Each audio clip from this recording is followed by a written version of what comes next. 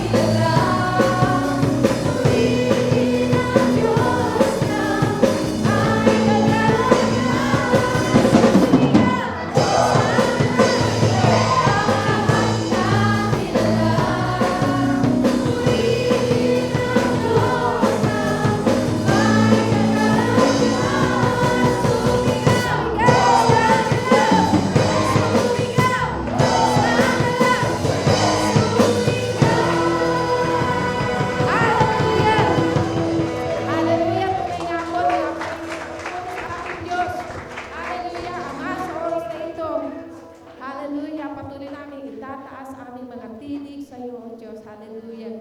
Hallelujah. Kaya sarap pong isigaw ang ating pagpupuri sa ating Diyos. Amen. Kaya sa oras pong ito, sabihin natin sa ating Diyos, sabihin natin sa ating Panginoon, ang aming mga tinig, na aming buong lakas, ay para sa iyo lang. Hallelujah, Jesus. O, tanggapin mo, Panginoon, aming iniaalay sa iyo.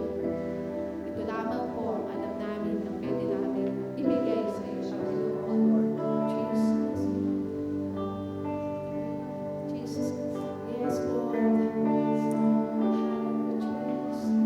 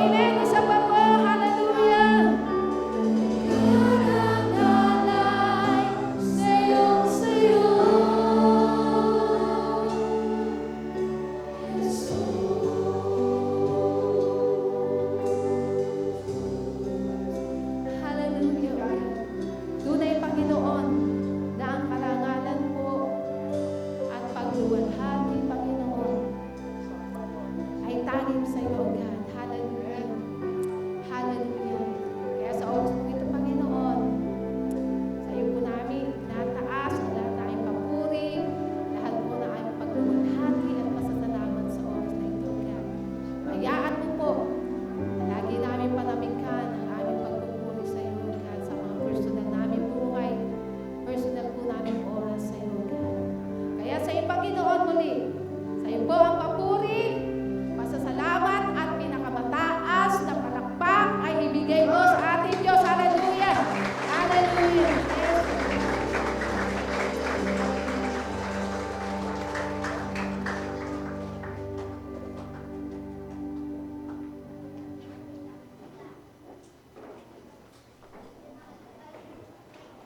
So let us all stand up for the reading of our scripture. John 15 verse 1 to 8. Ako ang tunay na puno ng ubas at ang aking ama ang tagapag-alaga. Inaalis niya ang bawat sangang hindi nagbubunga at kanya namang pinuputulan at nililinis ang bawat sangang nagbubunga upang mabunga pa ng lalong sagana. Nalinis na kayo sa pamamagitan ng salitang sinabi ko sa inyo. Mananatili kayo sa akin at mananatili din ako sa inyo. Hindi magbubunga ang sangang hindi nananatili sa puno, gayon din naman, hindi kayo magbubunga kung hindi kayo mananatili sa akin. Ako ang puno ng ubas at kayo ang mga sanga. Ang nananatili sa akin at ako sa kanya. Ang siyang nagbubunga ng sagana sapagkat wala kayong magagawa kung kayo'y hiwalay sa akin. Ang hindi nananatili sa akin, gaya ng sanga ay itinatapon at natutuyo, ang ganoong mga sanga ay tinitipon, inihahagi sa apoy at nasusunog. Kung mananatili kayo sa akin at nananatili sa inyo ang mga salita, hingin ninyo ang anumang nais ninyo at matutupad iyon para sa inyo. Napaparangalan ng aking ama kung kayo'y masaganang nagbubunga at sa gayon kayo'y magiging mga alagad ko. And now let us welcome our speaker for today, Pastor Lev.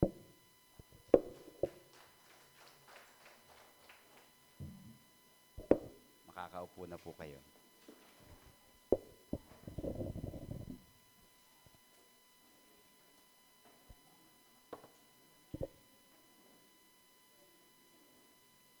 Good morning. Batiin mo yung mga katabi mo ng isang masayang good morning.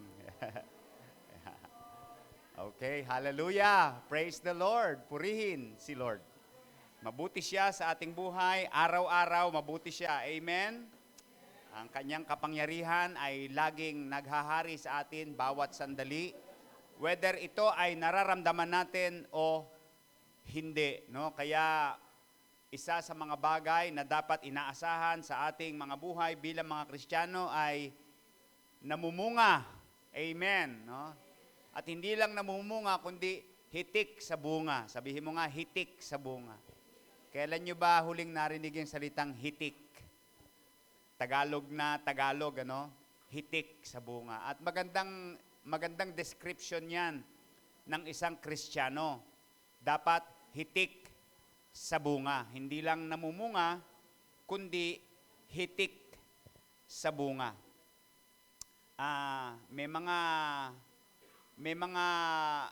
Ang Pilipinas ay mayaman sa mga puno na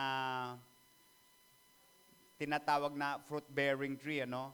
May mga mayayaman yung lupa natin eh. Sabi ni Sister Flor, lalo na sa Davao. Kaya inaanyayahan kami na pumunta doon sa Davao at makakain ng mga prutas doon. Sino mahilig sa prutas? Pero sino nabubulok ka ng prutas sa bahay? So, mga puno na parang madaling bumunga kapag nakapagtanim na ba kayo ng kalamansi, no? Ang kalamansi binibili mo pa lang may bunga na eh, yung puno ng kalamansi. Tapos wala na, hindi na namumunga, yun na lang ang bunga niya. Naranasan ko na prostrate ako eh, inalagaan ko pa naman, tinanggal ko sa paso, payo ng kaibigan. Pahingahin mo yan, sabi niya ganyan. Tapos lagyan mo ng lupang malusog at mamumunga yan. 6 na buwan na. Wala yung binili ko na may bunga, yun pa rin yung bunga niya. Hindi na namunga. Pero may mga, ano tawag dito, may mga green thumb, no, yung mga mga malalamig yung kamay sa pagtatanim, ano, talagang namumunga yung ano. Si Brother Bogs nagbigay nung santol eh. Hindi naubos ng meeting namin. Sabi ni Dina kay Mayet, igataan mo. Ano po? 3 ulaman. Sarap. So, papaya. Di ba? Papaya, no? Yan, papaya. Nakaswerte ako dyan. Meron sa likod namin na papaya, hindi namin magkanta ubos yung bunga. Kaso pataas ng pataas, hindi mo naman maakyat na. Bayabas. Meron bayabas pa ba ngayon? Ang pinakamasarap paglambitinan na wala kang aalalahanin nung araw, nung kami mga bata, bayabas. Kasi makunat yung puno niyan, hindi basta nasasapak, hindi gaya ng santol. At lalo na yung kainito, yung star apple. Siyempre, banana, no, saging. Sa likod ng bahay, saging, no. So, mayaman tayo sa mga pagkain na ganito eh. Kaso nga lang, ang hinahanap nyo, yung mga Jollibee.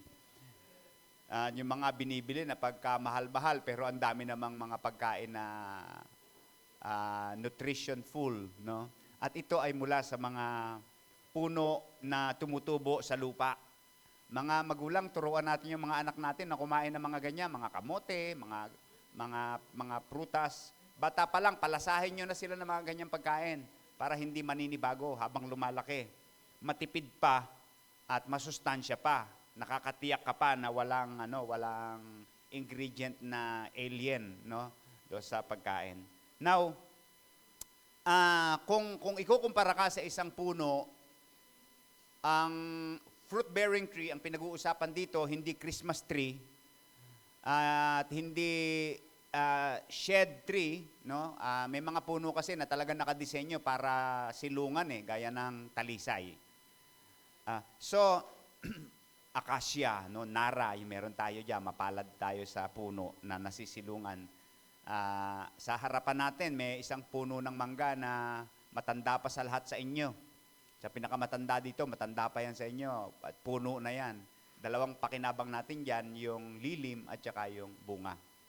Pero siyempre, mapapansin niyo ang isang puno nagiging kapuna-puna kapag may bunga. Hindi ba? No, laging napapansin.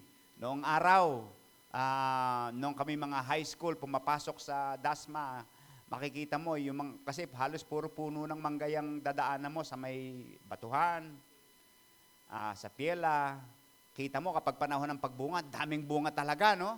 Ang daming bunga. Nakaka-amaze, makukuha yung attention mo.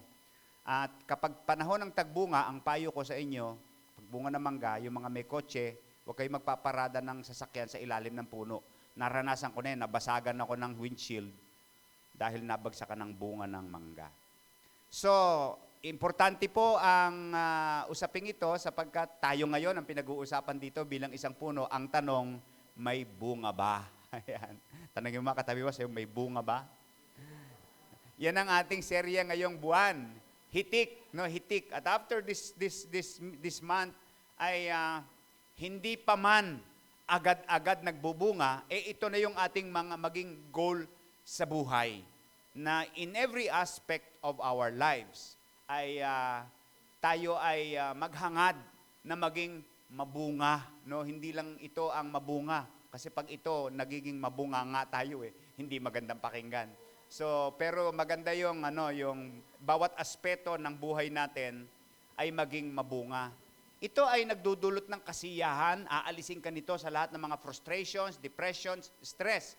Sapagkat masaya ang feeling kapag may mga bunga ang mga bagay na iyong pinag-uukulan ng panahon. Tama po ba? Di ba? Maganda, masarap yung feeling. At kahit wala pa, masarap yung feeling sapagkat inaasahan mo na isang araw, kapag may tinanim, may yan, di ba? So kapag may tinanim, may aanihin. Kapag may isinuksok, may yan. So kapag may inalagaan, may mag-aalaga din sa'yo. Iba na yata yun. So may bunga ba? Yan ang tanong. At salamat sa nagbasa, no? Whether you believe it or not, kapag ikaw ay na kay Lord, your life is meant to be fruitful. Sabi mo nga, fruitful. Yan. Yung analogy na ginamit ni Lord ay simple lang, no? Pinapakita nito na bilang mga sanga, simple lang, hindi complicated ang layunin ng ating buhay. Kung papaanong ang bawat ubas, kasi po ubas yung ginamit eh. Kasi sa panahon nila noon, siguro pamoso ang pagtatanim ng ubas sa lugar nila ay conducive para sa pagtatanim ng ubas, at marahil iyon ang karaniwan na kumbaga sa atin Indian mango, no, sa kanila noon. At hanggang ngayon ay itong ubas industry ay isang malaking industriya pa rin. At 3 bansa ang nangunguna pagdating sa ganyan, especially yung ubas na kino-convert o ginagawang alak, no, wine. Siyempre nangunguna yung France at saka yung Italy, na paggadyan galing ang mga wine, yung mga red wine, masarap yan, at saka Spain. Sa mga tinatawag na wine capital, no, may mga wine capital ang mga bansang ito. At nagbabasa ako, tinitingnan ko yon, ano ba yung mga wine capitals, nakakita ko ng isa na interest ako sa Argentina, pang-8 siya na naging wine capital. At yung wine capital niya, ang pangalan ng probinsya ay Mendoza. Mendoza. So yung capital ng Mendoza ay Mendoza. Mendoza rin, ng province. At doon ay kilala doon sa pagtatanim, no, pagre-raise ng ubas na ginagawang alak, no, ginagawang wine. Okay? So, gaano kahalaga ito, no? Gaano kahalaga itong lesson na ito na tinuturo sa John chapter 15. Dito sa book of John po, yung pagkakasunod-sunod dito, bago yung passage na binasa natin, ay una ay ang senaryo ng paghuhugas ng mga paa ng mga disciples na ginawa mismo ni Lord para sa kanyang mga disciples. At yung huling pagsasalo-salo nila, pagkatapos nagtungo sila sa Getsemani kung saan nanalangin si Lord, no? Buong gabi. At yung mga alagad ay hinihimok din niyang manalangin, pero anong ginawa? No, nakakatulog sila. So yung susunod dito, yung pagkakanulo na sa kanya ni Judas. At yung pag-aresto sa kanya. So tuloy-tuloy na to, iniharap siya agad sa Sanhedrin, hanggang kinabukasan, nasa cross na si Lord. Now, alam ni Lord yung kanyang timetable. Organisado, planado ang lahat. In fact, bago mangyari ay sinasabi na niya ang mga bagay na ito. Pati yung kanyang muling pagkabuhay na hindi kaagad-agad na gets ng kanyang mismong mga alagad. Pati yung timing ng kanyang mga tinuturo sang-ayon sa panahon. At sa gitna ng mga puno ng olibo, meron taniman ng ubas, no? Panahon ng pagbubunga ng ubas noon. Nung nagtuturo si Lord ng mga ginamit niya yung analogy ng ubas, ay meron siyang tawag dito. Ano ba ginagamit ng mga teacher pag nagtuturo? Props, no? May props siya, no? Meron siyang props at tunay na mga siguro inong nakikita nila sa paligid. So yun ang ginamit ni Lord. At ginamit niyang object lesson. Sa panahon na magsisimulang magbunga yung mga ubas, doon ito mas pinaglalaanan ng panahon. No, and may pinaglalaan ng panahon ng tagapag-alaga. Ano gagawin? Aalisin yung mga damo, ipuprune, at itatali sa balag yung mga baging para doon gumapang. Ang panahon ng pagbubunga, ang panahon kung saan pinagtuunan ng mabuti ang pag-aalaga. Sapagkat ang susunod na season, siyempre, ano susunod na season ng pagbubunga? Harvest, no? Pag-aani. Para maganda ang ani. Now, hindi mahalaga kung ano yung status ng buhay natin, but in order for us to have a fruitful life, merong 3 realization mula sa itinuro ng Panginoon na pwede nating ma-internalize sa ating puso para matiyak. Ito po ay hindi para sa ilan. Yung buhay na mabunga, yung mga nakarang message natin, if you are here and if you are listening, nakita natin na ang paglilingkod pala sa Diyos ay hindi lamang binubuo ng pag-attend sa church tuwing linggo. In fact, yung pag-attend natin sa church tuwing linggo ang nagbubukas ng ating isip ng malawak na layunin ng ating buhay kung saan ay mabibigyan pala natin ng glory ang Panginoon. Nang sa gayon, kahit wala tayo sa church, kahit ginagawa natin yung mga bagay na ginagawa natin, alam natin na yung ating ginagawa, paraan pa rin ng pagsamba sa Panginoon. If you are familiar with your Bible, the Lord always looks for fruit. Lagi siya naghahanap ng bunga. No, lagi naghahanap ng bunga. Yung bang parang sa biglaang usapan, yung buhay mo ba kapaki-pakinabang? Yung mga bagay ba na meron ka o taglay mo ay nagagamit sa tamang paraan na kapaki-pakinabang. So, now, may tatlong bagay po at kung maraming mga bagay na tinataglay sa buhay, magandang pagkakataon ito upang mai-channel natin yung ating mga ginagawa sa mga bagay na higit na kapaki-pakinabang. May mga bagay na ginagawa po kasi tayo na hindi naman talaga masyadong mahalaga eh. Hindi ba? Pero kumakain ng ating oras, kumakain ng ating lakas. May mga bagay na pinag-uukulan tayo ng panahon na hindi naman talaga masyadong mahalaga. Kadalasan, kung ano yung nauuso, yun na lang yung ating parang nagiging ginagaya na rin. Ano? Mabuti na lang yung ibang mga nauuso, beneficial at mabuti, pati tuloy ako, napapauso na rin. So, mapapansin mo kung ikaw ay nasa kalsada lagi, kahit anong oras, kahit anong panahon, may mga taong tumatakbo. Kahit mga kabataan, kahit mga papayat-payat na hindi man nagpapapayat, tumatakbo pa rin. No? Lahat ng size ng tao may tumatakbo. At kahit saan, kahit sa mga liblib na lugar, may tatakbo na lang kaya. Huwag ka na magugulat kung minsan may makasalubong kang biglang humahagibis na tumatakbo. Ano yan? Nadala yan ng takbo ng panahon, no? Kaka-Facebook. Ay, maganda bunga. At least nag-exercise siya, hindi ba? So, may mga bagay na ginagawa tayo na hindi naman masyadong mahalaga. Now, kapag tayo po'y pumupunta sa simbahan, nakikinig tayo ng salita ng Diyos, ay tinuturuan tayo, nire-refine tayo, para tayong, kung i-imagine ninyo, para kang isang puno na nariyan ng tagapag-alaga at inaayos ka. Yun po yung isang magandang larawan pag nasa church tayo. Inaayos, inaalagaan tayo. Panahon nito, na narito ang tagapag-alaga at inaayos tayo. Ano gagawin niya? Aalisin niya yung mga hindi nararapat, no? Itatama yung mga mali, at ikukondisyon tayo para maging productive ang ating buhay. Now, tatlong tanong ang gusto kong maunawaan natin, makita natin, para matiyak na bukod sa namumunga ka na ng tama, ay tama rin yung bungang ibinubunga mo at tama rin yung pinagmumulan nito. No? Tatlong bagay. Una, sa tanong na may bunga ba, isang bagay na dapat nating maunawaan, saan ka ba nakaugnay?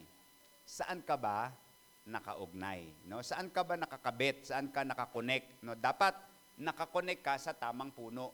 Importante ang connection. Amen. No? Kapag may connection, may collection. So kapag maganda connection, maganda collection. So importante ang connection. Importante na kaya nga hindi tayo nabubuhay sa sarili lamang natin. Mahalaga na may mga tao, yung mga tao sa paligid natin na may connection tayo sa kanila at nakakatulong sila sa atin, no? Pero sa usapin po ng buhay pananampalataya, napaka-importante na matiyak natin ang ating connection. Saan ka ba nakakonect? Sabi ni Lord, ako ang tunoy na puno ng ubas, ang aking ama ang tagapag-alaga. Ako ang puno ng ubas at kayo ang mga sanga. So maliwanag, no? Minsan, ang ayaw natin, yung kumonek, no? Feeling natin, ay tayo may-ari ng buhay natin. Feeling natin, parang yung mga bagay na meron tayo, atin, no? Feeling mo, yung kung may trabaho ka, ikaw may-ari ng trabaho mo. Kung feeling mo, ikaw may-ari ng kalusugan mo. Feeling mo, ikaw may-ari ng asawa mo, ng anak mo, ng magulang mo, ng pera mo, no? At mga bagay na mahalaga sa'yo. Kaya pag kinukuha to sa'yo, iiyak ka, ayaw mo. ah, our life does not belong to us. Hindi natin pag-aari ang ating buhay. Maliwanag po ba yon? No? Ang buhay natin ay hiram lamang. Hiram sa Diyos ang ating buhay. No? Sabi ng awit. Hindi ito sa atin. Now, sa analogy ng ubasan, meron tayong realization na tayo ay sanga at siya ang puno. At bilang puno, siya ang in control. Hindi ikaw yung in charge sa buhay mo, ang Diyos ang in charge sa buhay mo. Dapat maliwanag yan. Kapag hindi mo to na-realize, hindi mo rin masusumpungan yung talagang purpose o layunin ng buhay mo. Kung ikaw ay mahilig lumikha ng isang bagay, hindi mo unang maiisip kung ano yung lilikhain mo. Makakakita ka muna ng isang pangangailangan na kailangan matugunan. Dahil dito, makakaisip ka ng isang bagay na pwede mong gawin para matugunan ang bagay na iyon. Kagaya ng silya na inuupuan ninyo. Nagagamit ayon sa layunin. No? Ginawa siya, dinisenyo para maging upuan. Kasi napasakamay siya ng isang taong may magandang layunin, may iniisip na mabuti at kapakipakinabang. Kaya mula nung nalagay yung upuang yan, yung iba matanda pa sa mga kabataan niyang mga upuan na yan. Matagal na yan, no? Matagal na. Yung iba dyan yung unang sasakyan ko pa, yung ginamit na pangbili, panghakot, sa alabang para yata namin binili yan. Pero hanggang ngayon, napapakinabangan pa rin, no? At inaalagaan niya ng ating mga church care people, kaya mapuputi pa rin yan. Salamat sa kanila.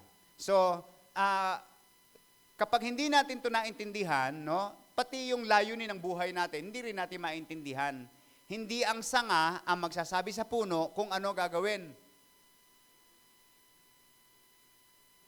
Hindi sinasabi ng halaman sa nag-aalaga sa kanya kung ano gagawin. Ang tagapag-alaga ang nakakaalam kung ano ang pinakamabuti para sa halaman na kanyang inaalagaan. Tama po ba yun, no? Alam niya kung kailan didiligan, kailan aabonohan, lalagyan ng abono, lilinisan, and everything. No? Ginagawa niya to, ano layunin niya? Para matiyak na yung kanyang tinanim ay magbubunga. Ang tinutukoy po natin dito ay yung bungang alagain. No? Yung kagaya nga ng ubas na alagain, hindi kagaya ng saging. Ng saging, kusa nang tumutubo, kusa nang dumadami. At bilang sanga, isa lang, simple lang layunin, tiyakin na number 1, nakakabit ka sa puno. Nakakabit pa ba tayo sa puno? O akala lang natin nakakabit tayo sa puno? Kasi nasa church ako, kaya nakakabit ako sa puno. Huwag ka madadaya. Hindi ko muna sa church ka, nakakabit ka sa puno. Kasi kahit nga minsan yung puno, napepeke tayo Akala natin tunay na puno, makislap ang dahon, kulay brown yung puno, no? Pero peke pala, hindi pala, no? So, pwedeng ganun itong usapang ito, hindi usapan na nakikita, kundi yung ating kalooban. Ikaw ba nakakabit sa puno? Kasi depende kung saan ka nakakabit, yun ang magiging takbo ng buhay mo. Yung nga lang sinasamahan no? Sabi ng mga matatanda sabihin mo sa akin kung sino mga kasama mo at sasabihin ko kung sino ka. Depende po kasi kung saan tayo nakakabit At pag usapang nakakabit, ito po yung bumubuo ng ating buong isang linggo, bawat buwan at bawat taon. Yung mga taong lagi nating kasama, lagi nating may malaking kaugnayan sa ating buhay na nakaka-epekto, may impluensya sa atin. Now, kung tiyak natin na tayo ay nakakonekta sa tamang koneksyon, no, ay isa sa marirealize natin, may purpose, may magandang layunin ang ating buhay. Yan po ang dahilan kung bakit napaka-importante na every Sunday, as much as possible, Lord help us na maging priority natin na may panahon tayo na hindi gumigiling, kundi nakaupo lang at pinagyayaman ang ating relasyon sa Diyos, nakikinig sa Panginoon, sapagkat dito maaayos ang takbo ng ating mga isipan. Now, kung ikaw ay konektado sa Diyos, kapag nakakonect ka sa Panginoon, mahalaga sa iyo yung linggo. Mahalaga sa iyo yung araw na ikaw ay sasamba kasama yung mga kapatiran at makakapakinig ng salita ng Diyos. Amen. No, kaya yung bang hindi ka napipilitan, hindi parang walang magawa bakante ako ngayon kaya pupunta ako sa church. Pero pag hindi ako bakante, sorry, mag-iintay na lang uli ng bakante. Teka, may problema yung connection mo, baka tatawing-tawing na yung connection mo kay Lord noon. Pero kung konektado ka sa Panginoon, priority mo to. Ano ibig sabihin? Yung lahat ng mga bagay sa buhay mo, iaareglo mo para matiyak mo na libre ka sa araw ng linggo. Yun yung ibig sabihin ng priority, no? Kapag priority mo ito. So, yung pagiging konektado sa Diyos at konektado ng sanga sa puno, napakadaling maintindihan, pero minsan, sa totoong buhay, ito ay mahirap gawin. Mahirap gawin. Kasi mahirap yung hindi ikaw ang may hawak ng manibela. Yung ikaw ay pasahero ka rin, pasahero ka lang, samantalang alam mong marunong ka rin magmaneho, no? Lalo na kung baguhang driver yung nagmamaneho, talagang mapapractice ang tibok ng puso mo. So, mas okay sa'yo pag ikaw may hawak, feeling mo, kapag ikaw yung nagluluto, mas masarap, no? Pag ganon. Pag ikaw ang naglaban ng damit, ay mas talagang malinis at mabango, no? Ganon tayo Feeling natin na tayo yung may control sa maraming mga bagay. Sa usapin ng fruitful life, isa po ang dapat nating gawin. Huwag nating tatanggalin yung imahe ng puno at sanga, no? Bilang sanga, ipagkatiwala mo yung buhay mo sa may-ari nito. Wala nang ibang opsyon, no? Wala kang karapatan na sabihin sa Diyos kung ano ang gusto mong ibigay o iparanas niya sa iyo. Siya ang nakakaalam. Bago ka palang pinanganak, may plano na siya sa buhay mo. Ngayon, anong ginawa mo? Binaliwala mo yon. Hindi importante siya yon. Ang ginawa mo, gumawa ka ng sarili mong plano. Kaya, taas ang kamay na marami mga kapalpakan na naranasan sa buhay. Kagaya ko. Hindi ba? No, maraming kapalpakan na naranasan sa buhay. Kasi nga, ikaw nagplano ng buhay mo Ikaw ang nag-areglo ng buhay mo, kaya maraming kapalpakan. Pero salamat sa Diyos, hindi pa huli ang lahat. Amen. Itong kagandahan, pag ikaw ay nakakarinig ng salita ng Diyos, ay sinasabi ng Panginoon sa iyo, teka, may remedyo dyan. Kung ang isang sanga ay hindi na nabubunga, may remedyo dyan, may gagawin siya para mamunga. No? Pero manatili kang sanga at manalig ka sa kung saan ka nakakonect. At bilang parang, kumbaga, bilang pasahero ka na nga magpahinga ka. May mga pasahero kasi na sila pa napapagod kaysa driver So, pasahero ka na nga pwede kang matulog at gigisingin ka na lang pagdating sa destinasyon. Pero pag hindi mo kilala yung driver, huwag kang matulog, baka mamaya. So, alalahanin mo na si Lord yung bahala sa iyong buhay. Ang tawag dito ay letting go and letting God, no, sa buhay mo. As long as alam mo na nakakabit ka sa puno, ang puno ang bahala sa iyo. Amen. Yung buhay galing sa puno, dadaloy sa iyo. Ang concern mo lang, i-ready yung mga bahagi mo na kailangang magbunga. Sapagkat para dito ka nilikha. Amen. So, sabi mo nga sa katabi mo, may bunga ba? So, ang unang sagot, saan ba ka ba nakaugnay? Yan. Pangalawang tanong, ano ba ang layunin mo? Yan, no, magandang tanong. Kung mabubunga ko, ano ba yung layunin mo? Now, marami tayong bunga, pero ang tanong, yung bunga bang yan, may kinalaman sa layunin mo? Importanteng tanong, hindi po ba? Feeling mo productive ka, akala mo productive ka, pero ang tanong, may kinalaman ba yan sa layunin mo?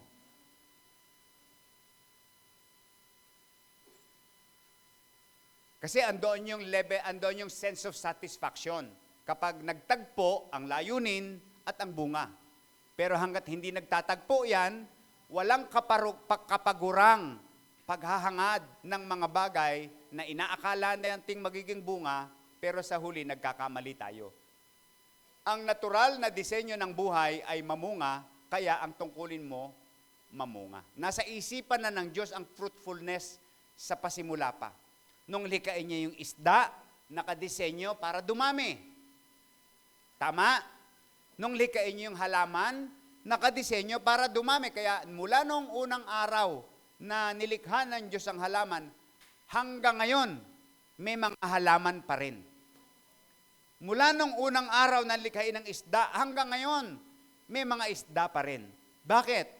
Kasi lahat sila nakadesenyong mamunga. At patuloy yung proseso nito. Now, ang sabi ng Bible, kung ang mga ibon ay pinapahalagahan ng Diyos, kumakain sila, may kinakain sila, araw-araw. Alam niyo po ba na marami kaming alagang ibon? Pero minsan hindi namin nahahawakan yung mga ibon na yon. Kasi yung mga sobrang pagkain ng aso namin, kinakain ng mga ibon. At least, nakakakain yung mga ibon. At bilang ganti, sa umaga, dumadapo sila doon sa malapit sa aming bintana at awitan ng awitan. Nagsisilbi naming alarm clock. So, hindi nagtatrabaho pero nakakakain. Yung mga damo sa parang, wala namang masyadong pumapansin, pero dinadamitan, namumulaklak. Gaano ka pa kaya? Sabi ng Bible, ang pinaka-espesyal na nilikha ng Diyos ay ang tao. Meaning, napakahalaga ng tao. Now, gusto kong i-emphasize ito. Kung nauunawaan natin ito, na napakahalaga ng tao sa Diyos, isang krimen at huwag nating gagawin na ituring ang sino mang tao na hindi mahalaga. Amen. Sabi mo sa katabi mo, napakahalaga mo. At bilang pinaka-espesyal na nilikha ng Diyos, kung may layunin nga siya para sa mga ibon at sa mga halaman, sa iyo pa kaya? Hindi ba? So, binigyan ni Lord ang tao ng kakayanan na gumawa ng mga proyekto na nilikha mula sa mga raw materials like bato, tubig, buhangin, lupa, puno, bakal, langis, at kung ano-ano pa. Bunga niyan, dahil nilikhang productive ang tao, tingnan nyo, walang tigil ang modernisasyon. Napakaraming naiimbento ng mga tao. At hindi tumitigil ang isip ng tao. Bago ng bago. Kung noong araw ay nakakita ka na ng building, ngayon tingnan mo mga hugis ng building. Kung natataasan ka na sa 4 na palapag na building, ngayon mangangawit yung leeg mo sa katitingala sa pagkatataas ng mga building. At pati yung slope ng Tagaytay at ng mga tabi ng mga bundok, natatayuan ng building. So, hindi tumitigil. At yung mga uso ngayon, huwag kayong mag-alala, meron pa. Hindi matatapos yan. Baka nga isang araw, ang mga sasakyan, hindi na gumugulong sa kalsada, lumilipad-lipad na lang. O baka makakabili ka na ng gadget na paglipad mo, dito na bagsak mo sa church. Baka pwede mangyari yung mga ganong bagay. Hindi nga natin alam eh. So, nakita nyo kung gaano ka-creative ang utak ng tao? Ano yung kayang gawin ng isipan ng tao? Kaya hindi yung technology ang hinahangaan natin. Yung mga taisipan ng mga tao na nakalikha ng ganitong mga teknolohiya. Hindi po ba? So, ganyan ka-productive ang utak ng tao. Mga kapatid, pakinggan nyo to. Hindi lang to para sa iilang tao. Pati utak mo, productive din. Sabihin mo sa katabi mo, tanungin mo mabuti, naniniwala ka ba? Parang hindi ka naniniwala.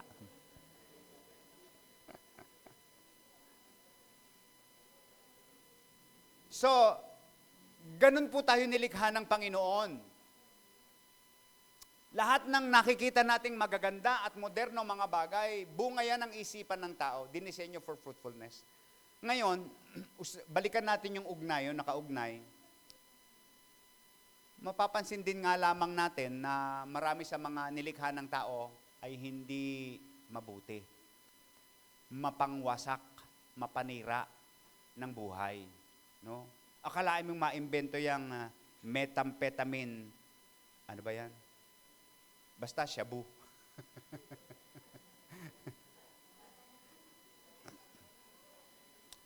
Masasabi mo ba na ang mga tao na may kaugnayan dito ay nakakabit sa tamang puno? Na ang mga nililikha nila ay hindi productive, hindi para sa ikabubuti, kundi para sa ikasasama ng mga tao. Hindi ba? Sayang yung dunong. Sayang yung husay nila na mag-combine ng mga kemikal. So nagawa ito para sa pansariling hangarin. Kung yung dunong na yun napakabit sila sa puno, baka nakaimbento sila ng gamot sa arthritis na hindi na kailangan pang mag-maintenance ng eskalan. Baka nakaimbento sila ng mga gamot sa high blood na hindi na kailangan ng maintenance araw-araw. Hindi ba? Kung ginamit lamang nila yung gift na yun, napakabit lang sila sa tamang puno. May kilala ba kayong mga tao na ang galing-galing ng utak pero kalokohan, puro kalokohan sa mga kalokohan ginagamit? Hindi po ba? Huwag mong titingnan yung katabi mo.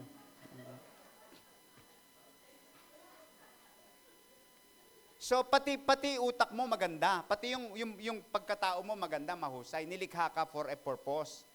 Hindi yan para gumawa ng mga bagay na walang pakinabang o makakapanira. Sayang, no? Sayang yung purpose ng buhay mo kung hindi mo gagamitin sa tama. Now, magpasalamat ka sa Diyos kasi nasa church ka ngayon, naririnig mo tong mga bagay na ito. At ang panalangin natin, nawa paglabas mo dito, magpag-iisipan mo na yung buhay mo.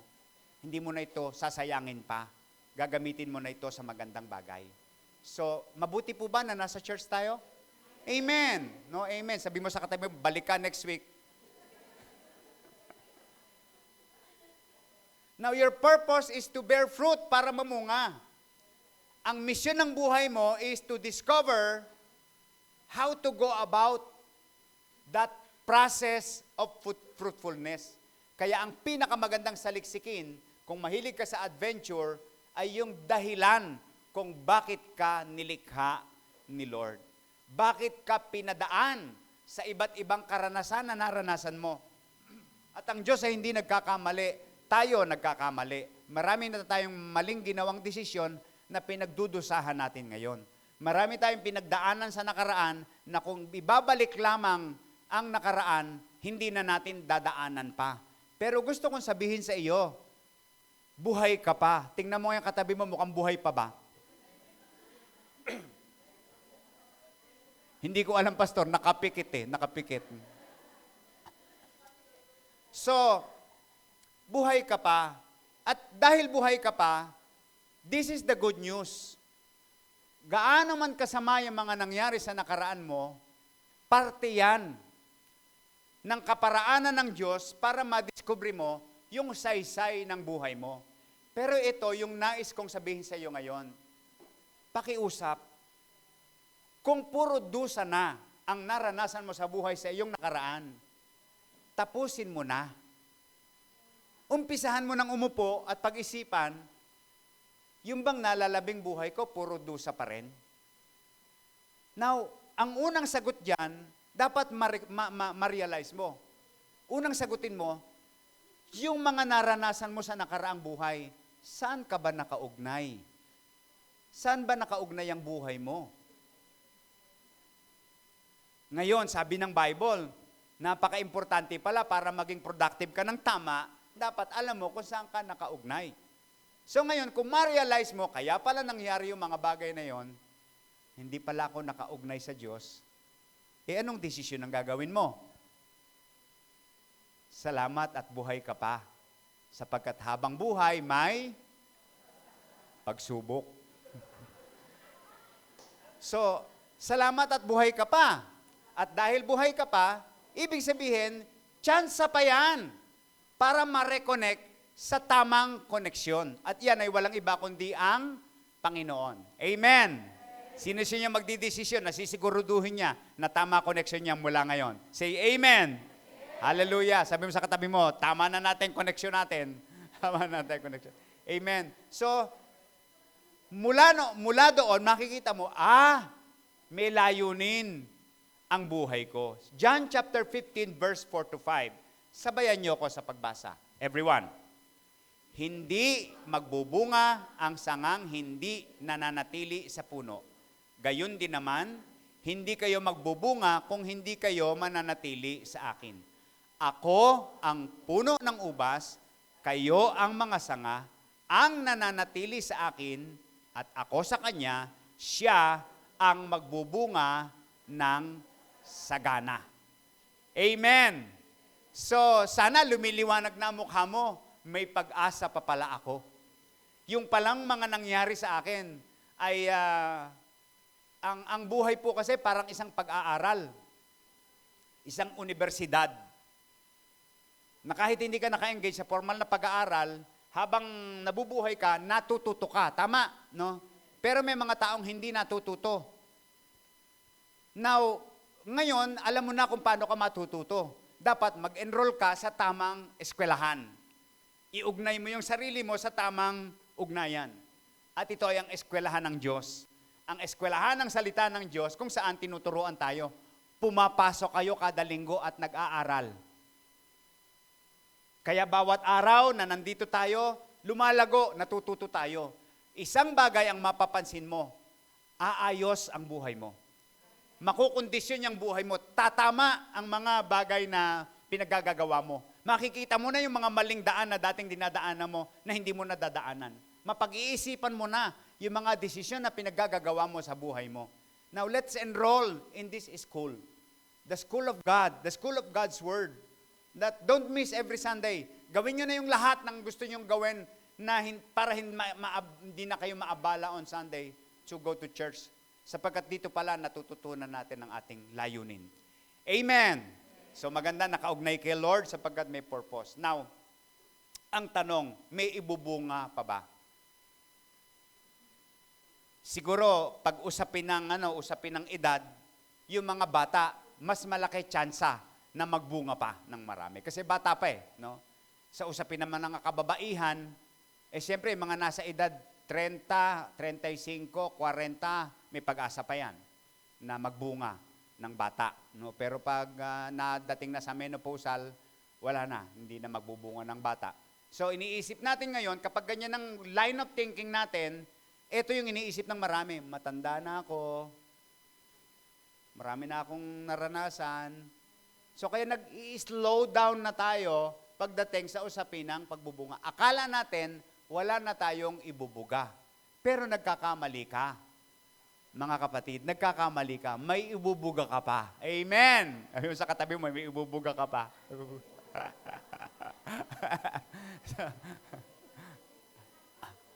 Pero hindi yung iniisip nyo, ha? Baka kung anong iniisip nyo. So, may ibubuga pa yung buhay na yan. There is no such thing as too late for the Lord. God is always on time. Anong araw ka man niya masumpungan, baka na-delay lang. Kasi ikaw ang nagpa-delay. Baka may panahon ng buhay mo, hinanap ka na niya at natagpuan Anong ginawa mo? Tumakbo ka palayo. Ano nangyari sa'yo? Eto ka ngayon, sugatan. Basang-basa sa ulan, walang masisilungan, walang malalapitan. So, eto ka na kay Lord ngayon. So, pero salamat, buhay ka pa rin. Amen. Tingnan mo nga ulit kung buhay nga talaga. Buhay ka pa rin. So, dahil diyan, sabi ni Lord, may ibubuga ka pa. May ibubunga ka pa. Habang buhay ka, dapat patuloy ka na namumunga. Kung ang pagiging disciple ni Lord o tagasunod ng Panginoon ay lifetime, ibig sabihin, yung fruitfulness mo, lifetime din. Amen. Lifetime din yan. Na pagdating sa usapin ng bearing fruit sa church, pag church ang pinag-uusapan, siyempre number one na pinag-uusapan dito yung ikaw ay nakakaakay ka ng mga taong wala pang pagkakilala sa Panginoon. Magandang bunga yun eh. Yung ikaw ay Christian, ang ganda ng pananampalataya mo, ang ganda ng paniniwala mo, ang ganda ng buhay mo kasi nakaugnay ka kay Lord. Nagkaroon ka kayo ngayon ng layunin, teka, bakit hindi ko ibahagi ito? Kung umayos ang buhay ko sa Panginoon, bakit ako lang? Bakit hindi ako magdala ng isang tao sa Panginoon para umayos din ang buhay niya? Yan po yung pinakamagandang pagbubunga na mayroong mga nakakakilala sa Panginoon dahil sa iyo, dahil sa ikaw ay naging bunga. Isa po yan sa mga bunga na inaasahan ng Panginoon sa atin. Kaya wag nating sarilinin yan. Wag mong sarilinin. Kung sinasabi mo na dahil sa Diyos, umayos ang buhay mo, naging maayos ang buhay mo, bakit hindi mo ibahagi sa iba? Yung isang simpleng, halika, sama ka sa akin sa simbahan. O kaya mag-share ka ng Word of God. O kaya ikwento mo yung buhay mo sa kanila. Malay mo, unti-unti, bubukas ang isip nila, magkaroon silang interes sa Diyos. At yung buhay nilang pawasak na, maayos pa. Hindi ba napaka-fulfilling na may mga taong makakakilala sa Panginoon dahil sa iyo? Amen. Isa yan sa bunga. No? Another fruit is yung fruit out of the gifts that God has given us. Yung mga gift-based result. Hindi lang niya inutos sa atin kundi binigyan tayo ng banal na Espiritu, Holy Spirit. At ang Holy Spirit ay maraming kaloob sa atin para maging fruitful tayo.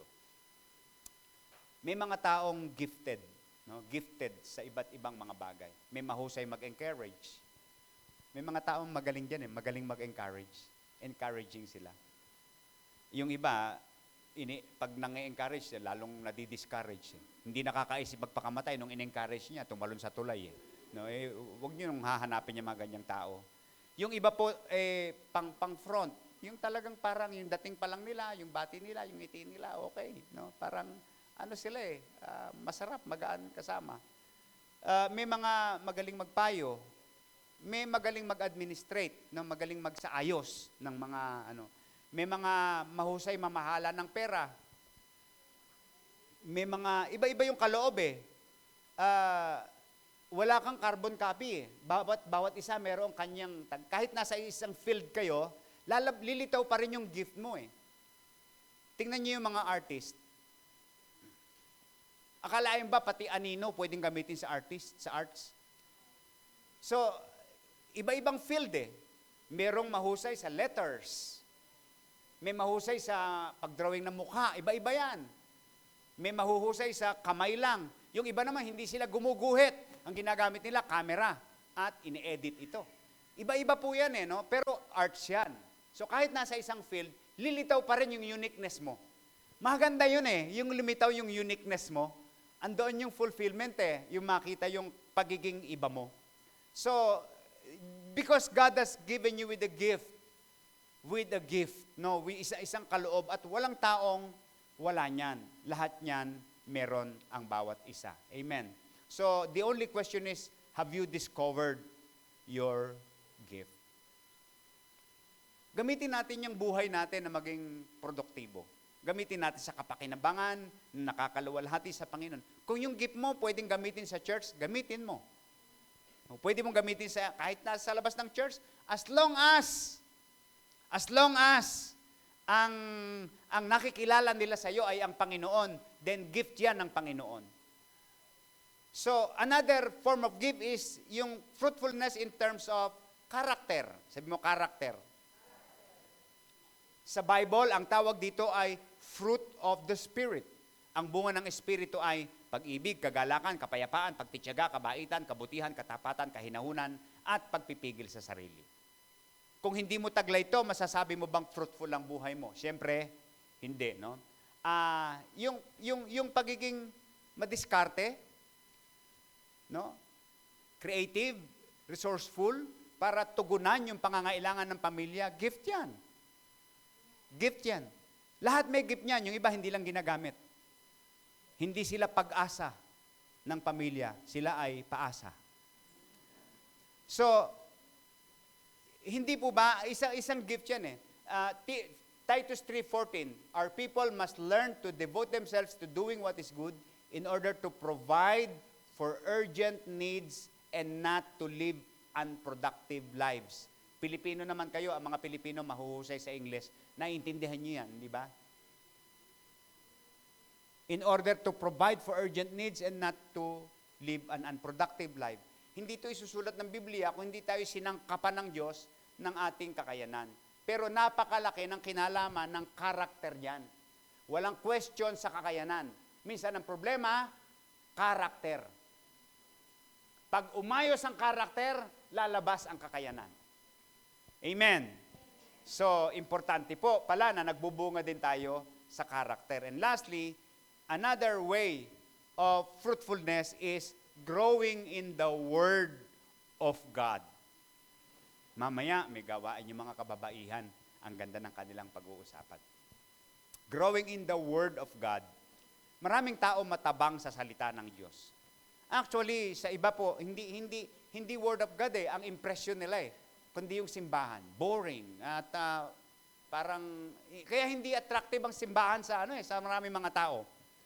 Pero kung nauunawaan lamang nila na napakahalaga po ng dahilan kung bakit naririto tayo, hindi ang salita ko, hindi ang husay ng sino man na sumayaw, umawit at ano paman, kundi yung salita ng Diyos kapag ito ay naipapangaral. Sabi ng Bible, kung nananatili kayo sa akin at nananatili sa inyo ang aking mga salita, ano sabi ng Bible?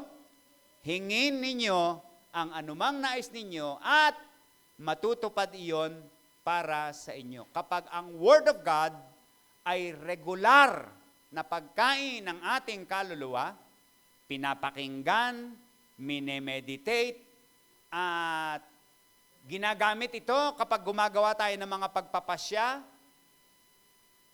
what will happen next? Natural kang mamumunga ng sagana sa lahat ng sandali ng iyong buhay. Habang buhay, anuman ang dumating, patuloy kang mamumunga. Pakinggan niyo ito. Isang familiar verse, English uli, pagpasensyahan nyo na, pero naiintindihan nyo to, tiyak ko. Psalm 1:3. Sabi dito, 1-3. Blessed is the one who does not walk in step with the wicked. So tinanggal niya yung connection niya sa mga masasama. Or stand in the way of sinners. So tinanggal niya yung connection niya sa mga makasalanan. Or sit in the company of mockers. Tinanggal niya yung connection niya doon sa mga mapanghamak. But whose delight is in the law of the Lord? Ay ikinonect niya yung sarili niya sa salita ng Diyos. Who meditates on His law day and night. Blessed daw yon. Sabi ng Bible, this person is like a tree planted by the streams of water, which yields its fruit in season, and whose leaf does not wither. Whatever they do, prospers. Sabi niya, ang taong ito ay kagaya ng isang punong nakatanim sa tabi ng batis na ang kanyang pamumunga tuwing panahon ng pagbubunga, tiyak siyang magbubunga. Ang kanyang dahon ay hindi malalanta at anuman ang kanyang gawin, tiyak na siya ay magtatagumpay. Anong pinag-uugatan? Word of God. Sabihin mo nga, Word of God. Yan. Word of God. Naparito si Lord para bigyan tayo ng buhay na ganap at kasiya-siya. Kaya kung nasa buhay mo si Lord, dapat fruitful ka. At dahil dito, napararangalan ang Diyos dahil sa atin. Gayon pa man, mga kapatid, ang fruitful life ay nangangailangan ng isang commitment. Everybody say commitment. Commitment of work and discipline. Kasi ang analogy nito, puno ng ubas May tagapag-alaga, constantly, regularly, ay inaalagaan niya ang puno. Periodically, inaalagaan niya ang puno. Now, ngayon, ganun po dapat tayo. Hindi ito automatic na mangyayari lang sa atin na kapag nakapakinig ka ngayon, nabuksan ang isip mo, okay na yan. Babalik ka na lang uli sa church, pagsugatan ka na uli. Hindi po, mas magandang araw-araw. Alam nyo, kung kayo ay pamilyar sa sasakyan, may alam sa sasakyan, mapapansin ninyo, wala sa bago o lumang modelo ang sasakyan. Ang usapin, kumusta ang maintenance ng sasakyan? Kapag ang sasakyan ay alaga, kaya niyang talunin ang bagong modelo. Sapagkat regularly mine-maintain, no, ang sasakyan. Now, ganun din po yung puno at ganun din ang ating buhay. No, ganun din ang ating buhay. Napaka-importante po na meron tayong role na gagampanan. Ang role naman lang naman na gagampanan natin, dadalhin natin yung ating sarili kung saan ay i-PPMS tayo. And that is in the church or whether we are in a place kung saan nakakapakinig tayo ng salita ng Diyos. So hindi automatic na basta na lamang mamumunga kapag natanim na sa lupa. Dadaan sa isang proseso at kasama sa prosesong ito yung paghihintay. So nakastructure ang prosesong ito sa tamang pag-aalaga, pagtsitsaga, paghihintay at panahon ng pagbubunga at bilang sanga. Mahalaga po na pahintulutan natin yung tagapag-alaga na gawin ang lahat ng nararapat para ihanda ka sa panahon ng pagbubunga. Pagdating ng pag-aani, magiging hitik ka. Everybody say hitik. Amen. Hallelujah. Sabi mo sa katabi mo, hitik. Hitik. Yan. Because you are created for a lifelong, but you need to remain in the vine. Amen? So, tapusin na natin ang mensahe. So, sa mensaheng ito po, narinig natin yung mga bagay na dapat nating malaman papaano magiging fruitful. At narinig natin yung mga prinsipyo na kailangan. Dapat pala tama koneksyon, dapat pala maliwanag yung layunin, at dapat pala patuloy na namumunga. At lahat yan nataglay natin, no? Ang buhay natin ay hindi sa atin, ang buhay natin dinisenyo ng Panginoon, at ang buhay natin ay may layunin sang-ayon sa nais ng Panginoon. Now, bawat taniman may mga elements na present para hadlangan ang iyong paglago at pamumunga. Halimbawa, peste, mga insekto, yung mga dawag, weeds, yung mga hayop, yung mga kambing, ano pa mang mga bagay na po pwedeng makapanira. Maaari itong sumira. Pero hindi mo to problema. Problema yan ang may-ari sa'yo. Siya ang bahala dyan. Basta nasa tamang taniman ka, nakakonekta ka sa puno. Si Lord ang in charge sa'yo.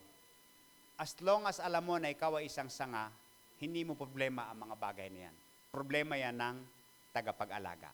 As long as alam mo kung kanino ka, as long as alam mo nakakonect ka sa tamang source, as long as alam mo kung ano ang simpleng layunin mo, wala kang dapat alalahanin. Magiging normal ang pagpoproduce mo ng bunga at si Lord ang bahala sa lahat ng kailangan mo para mamunga. So this is God's purpose for our lives to be hitik in bunga. Handa na po ba kayong mamunga? Tayo tayong lahat at tayo ay lumapit sa Panginoon. Ulitin ko John chapter 15 verse 7, sabi ng Bible, kung nananatili kayo sa akin, nananatili sa inyo ang aking mga salita, hingin ninyo ang anumang nais ninyo at matutupad ito. At magdudulot ito ng kasiyahan sa Diyos na may-ari ng ating buhay. Kung hindi mo pa nabibigyan ng karangalan, hindi mo pa napaparangalan si Lord sa iyong buhay, o marahil dati napaparangalan mo siya, pero ngayon parang hindi na. Dati natutuwa siya sa iyo, dati feeling mo fulfilled ka kasi alam mo, ayos ang buhay mo na kay Lord ka. Pero ngayon parang regardless kung ano man yung mga bagay na meron ka, pwede kasi yun eh. Maunlad ka sa mga bagay-bagay. May trabaho ka, may pera ka, maayos ang kalusugan mo, okay ang relasyon mo, okay lahat. Pero hindi ka lubusang masaya. Pwede yun eh. Hindi naman lahat ng lumalapit sa Diyos, yung mga taong talagang wala nang malapitan eh. Pero kung totoo tayo sa sarili natin, ma-realize natin, nasisiyahan ba si Lord sa aking buhay? So, magandang ma-realize natin yun. Now, as I have said earlier, salamat sa Diyos sapagkat sa Kanya ay hindi huli yung lahat. Pwede tayong, kung nakita mong parang nawawala na parang nasapak na yung sanga. Nasapak na. Pero alam niyo ba na sa puno, kahit nasapak na yung sanga, basta nakakabit pa. Naghihil nag-aayos. Nabubuhay pa rin no? Nabubuhay pa rin. Yung ang putol na, nagagawa pa rin ng paraan ngayon sa technology. Now, pero sa totoo po, we can always reconnect with God. Huwag muna nating hanapin yung mga dating ginagawa mo kung ikaw ay dating connected kay Lord. Ang asikasuhin mo muna ay yung personal na ugnayan mo sa Diyos. Ayusin mo muna yan. Hanggang sa magbunga to ng pagiging active mo uli sa gawain ng Panginoon at ina yung hinahanap-hanap mo sa buhay mo at doon mo hinahanap yung kasiyahan mo, then later on, babalik yan. Mananauli yung dating sigla mo, yung dating pamumunga mo. Tiyakin mo lang uli na nakakunik. Pangalawa, kung ikaw ay parang hindi mo pa ito naranasan, all your life is a disaster. At ngayon sa pakikinig mo, nakita mo na salamat sa Diyos, may pag-asa pa pala. Pwede pa palang umayos yung buhay ko. Welcome. Welcome ka sa Panginoon. Hindi ka sasabihan ni Lord na, bakit ngayon ka lang? Hindi ka sasabihin ni Lord. Kundi, kapag nakita niya na humahakbang ka palapit sa Kanya, kung ano yung bilis mo, doble bilis niya palapit sa iyo. Kung nahihiya ka, hindi mo mataas ang kamay mo sa Kanya, siya yayakapin ka niya. Walang hinihintay si Lord, kundi ang mga sangang nakahiwalay na magpasya na muling kumunik sa Kanya. Kasiyahan niya na makakita ng mga tao nais uling i-connect yung kanyang sarili sa Panginoon. At kung gagawin mo yan ngayon, binibigyan mo ng kasiyahan si Lord.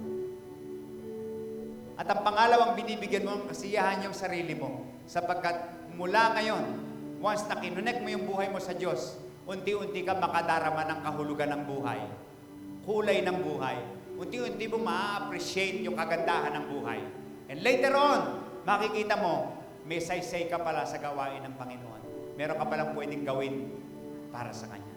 Exciting journey. But it will all begin with the decision. Puntahan natin yung una, yung usapin ng ugnayan. Saan ka ba nakaugnay? So, lapit tayo sa Panginoon and then we'll pray.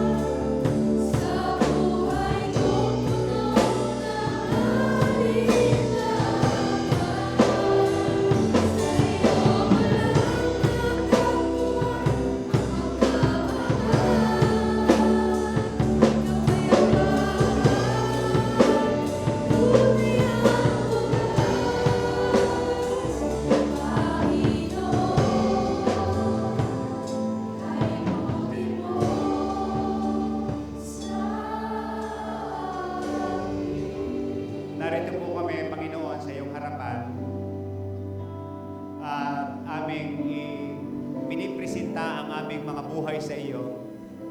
Ayaw naming masayang ang mga darating na mga araw ng aming buhay na hindi ka pakipakinabang sa iyo. Hindi namin masusuklian yung kagandahang loob mo na pinagkalooban mo ko ng buhay na hindi namin ito nagagamit sa kaparaanan at layunin kung bakit mo kami nilikha. Sa oras na ito, kaming lahat ay lumalapit sa iyo. Tulungan mo po kami, Panginoon, na ang aming mga buhay ay matiyak namin na nakaugnay sa iyo. Sa pamamagitan ng iyong anak na si Jesus, na siyang namatay sa krus ng Kalbaryo, upang kami tubusin sa aming mga kasalanan. Tulungan mo po kami, Panginoon, na ang mga susunod na hakbang ng aming buhay, sa mga susunod na araw, ay hakbang papalapit sa iyo, hanggang sa lubusan kaming maging nakaugnay sa iyo. At ang layunin mo ang unti-unting nagaganap namin sa aming buhay. At ang mga susunod na bunga ng aming mga buhay ay bungang magdudulot ng kasiyahan sa iyo. Pagpalain mo pa ang bawat isa, samahan mo kami sa mga susunod na araw hanggang sa araw na kami babalik upang ipagpatuloy ang napakagandang bagay na ito na sinisimulan mo sa aming buhay. Pagpalain mo po ang bawat isa. Ang pag-ibig ng Ama, ang patuloy na pagliligtas sa pamamagitan ni Jesucristo na kanyang anak, at ang pagkipisan, pagsama ng Espiritu ay sumainyong lahat sa pangalan ng Ama, ng Anak at ng Espiritu. Ang lahat ay magsabi ng Amen. Amen.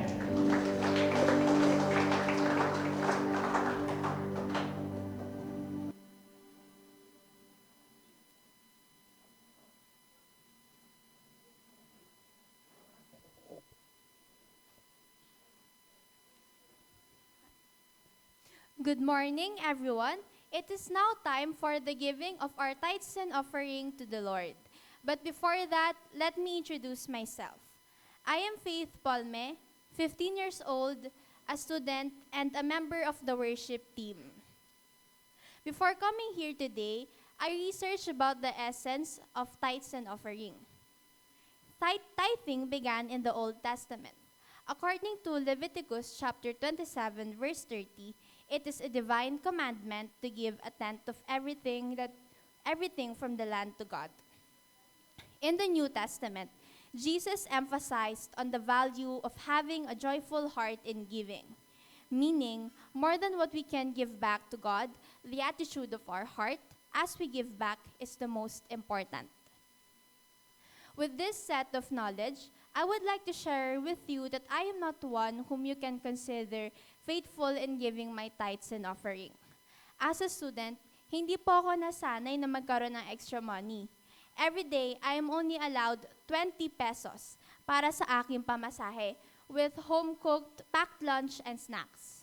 So when I first heard and learned about tithing, I thought, baka exempted ako dyan because I am only a student with no extra amount to give. Emphasize on the word extra. But after my research and an amazing conviction by the Holy Spirit through praying for this chance to be here in front, I know in my heart that the Lord is waiting on me and He is searching my heart. I have 3 points to share with you. Hopefully, just like me, we will all have a heart ready and joyful to give. Number 1, when we give, it's not the amount that matters, but the generosity and cheerfulness of our hearts. Number 2, when we give regularly because this shows our desire to be faithful to God as He is faithful to us. And lastly, number 3, when we give with all that we have, no reservations, no hesitations. In Mark chapter 12, verse 41 to 44, Jesus sat down opposite the place where the offerings were out and watched the crowd putting their money in the temple treasury. Many rich people threw in large amounts, but a poor widow came and put in 2 very small copper coins, worthy only a few cents. Just like the old widow, May we give not because we can, but because we know and believe that our God is more than able. He is the source of all that we have, and that He deserves all the trust and surrender that we can offer Him. Again, I am Faith Palme, a student. Today, I am making a leap of faith by giving my tithes and offering to the Lord with all that I have, with a desire to do it regularly and with a cheerful heart. To God be the glory. Kaya naman, let us pray for our tithes and offering. Lord, pinupuri po namin ang iyong pangalan sa araw na ito, Lord. As we give, Lord, po ninyo ang aming puso, Lord, ng cheerfulness and ng desire, Lord, na magbigay sa inyo. We entrust all that we have, Lord. In this we pray, in Jesus' name, Amen. Maaari na po tayo magbigay ng ating tithes and offering sa Panginoon.